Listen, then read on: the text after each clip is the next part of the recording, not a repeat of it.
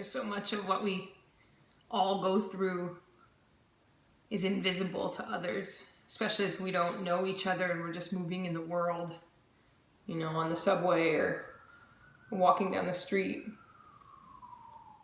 And this is intensified when you're dealing with an illness that can appear invisible, whether it be chronic or acute. But if you're moving in the world and there's like a hypersensitivity, we all know that space, even if it's just we're having a really bad day and someone's rude to you and they cut you off, or there's no way to talk about the invisible illness without it being like a PSA for kindness. But that's the truth, right? Like, I know that there were points in this that I couldn't leave the house, and when I did, I moved really slow. Not only was I scared, but I didn't trust my own legs. And people would yell at me rude things out of their car because I was going across the street, and I'd literally not been out of the house in like 5 days, and that 4 blocks was such a victory. It's like as if we could walk around with these little bubbles over our heads so everybody could see, like, oh, I just went through a breakup, or my grandma's sick, or, like struggling with depression. If we had these little bubbles over our head, would we be kinder to each other? It'd be nice if we didn't need to, if we could all just really drop into the human experience and recognize, like, it's not really easy for anybody.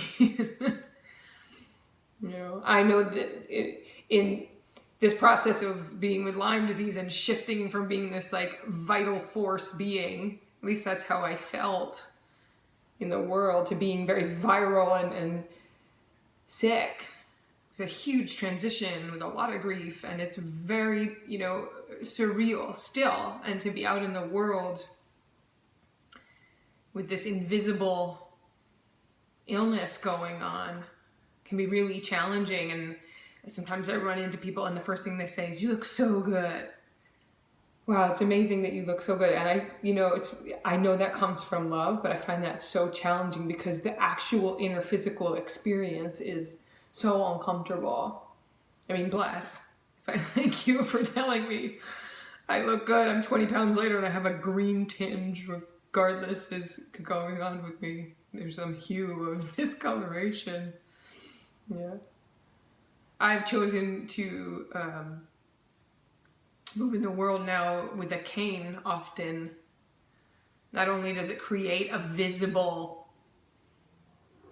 guide mark to other people, but it also does support me, because from one moment to the next, my legs may be working fine, and then the next, my knees feel like they're going to fall out from underneath me. And my nervous system tremors, so it helps me to have physical lean support. So it is there to actually support me, but it also creates a boundary. It's like the amount of kindness. It took me a while to be brave enough to use it because I felt a little embarrassed around it, maybe a little bit of shame. But then when I started to go for my small walks of being outside with the cane, it's like people would be patient and say nice things and leave space for me to move at my own pace. Like, what a difference. Why? Because there's a visual there. Yeah.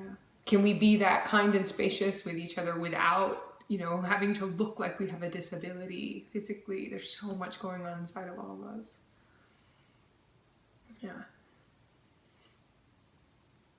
Thanks so much for watching.